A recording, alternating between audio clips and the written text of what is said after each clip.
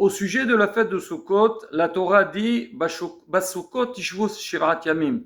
Vous devez résider 7 jours dans la Soukha. Hachamim disent Tishvu ka'en tadoru.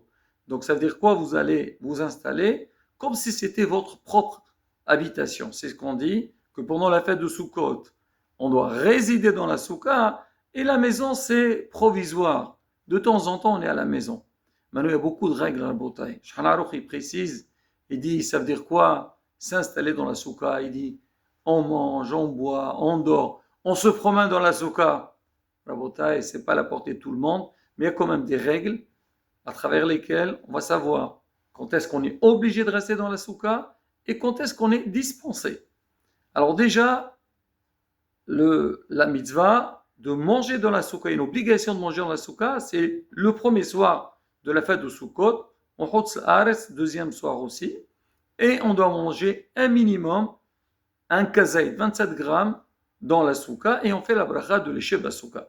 Cette règle s'applique seulement le premier soir et deuxième soir de Sukkot en Chutz Haaretz. Mais sinon, la semaine, on va expliquer Rabotai.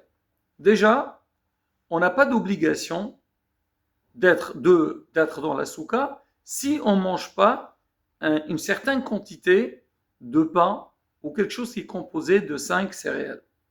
Alors maintenant, si jamais on va manger cette quantité, là on est obligé de manger dans la Soukha et faire la bracha l'écheb à Soukha.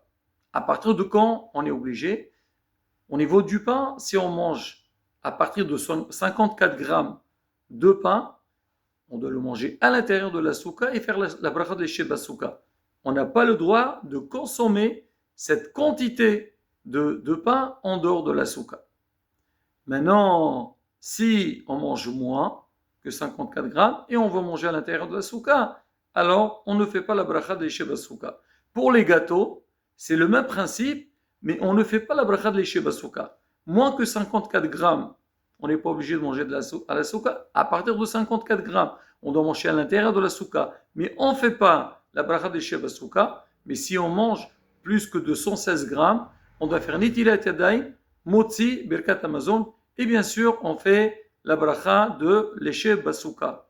Tous les autres aliments, les fruits, les légumes, la viande, le poisson, il n'y a pas d'obligation de manger dans la Soukha. Mais Rabotai, Shulchan Aruch dit, celui qui mange dans la Soukha, Rizim Meshubach, c'est très important. Maintenant, si on mange un repas qui est composé des 5 céréales, là, on doit le manger à l'intérieur de la Soukha et on fait les l'écheb à Soukha, tels que le couscous, les pâtes et ainsi de suite.